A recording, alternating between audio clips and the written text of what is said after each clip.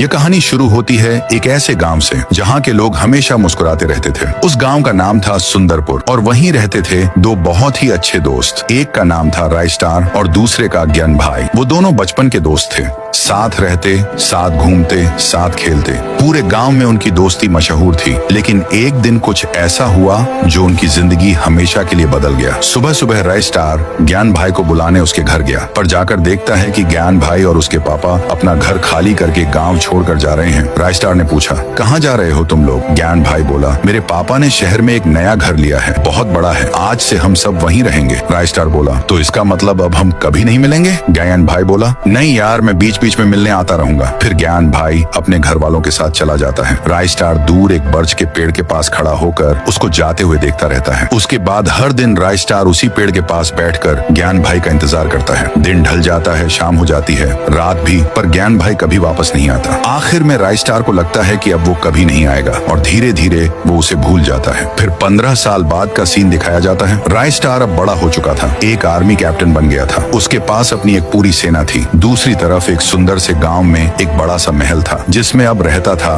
ज्ञान भाई, जो अब एक अमीर आदमी बन चुका था। उसके पास पैसों की कोई कमी नहीं थी, लेकिन एक मुश्किल थी जिसका नाम था विक्रम। विक्रम एक खतरनाक इंसान था। उसकी नजर ज्ञान भाई के पैसों पर थी। ज्ञान भाई इस वजह से हमेशा टेंशन में रहता था। फिर एक दिन वही होता है जिसका डर था। विक्रम और उसके गुंडे गांव पर हमला कर देते हैं। हर तरफ अफरा तफरी मच जाती है। गुंडे लोगों को मारने लगते हैं। ज्ञान भाई समझ जाता है अब उसका बचना मुश्किल है। वो तुरंत अपने एक आदमी से कहता है, इस गांव से बहुत दूर एक छोटा सा गांव है, वहाँ मेरा एक पुराना दोस्त रहता है, उसके पास जाओ और बोलो कि मुझे उसकी मदद चाहिए। वो आदमी बाइक लेकर निकल पड़ता है रायस्टार के गांव की तरफ। उधर दूसरी तरफ रायस्टार अपने आर्मी कैंप में सोल्जर्स को ट्रेनिंग दे रहा होता है। तभी एक लड़का आता है और कहता है, मुझे ज्ञान भाई ने भेजा है, हमारे गांव में एक गुंडे ने हमला कर दिया है, अब सिर्फ आप ही हमारी मदद कर सकते हो। रायस्टार सब कुछ समझ जाता है और बिना समय गंवाए अपनी पूरी सेना लेकर निकल पड़ता है ज्ञान भाई को बचाने। इधर विक्रम ने ज्ञान भाई को पकड़ के जेल में डाल दिया होता है। विक्रम कहता है,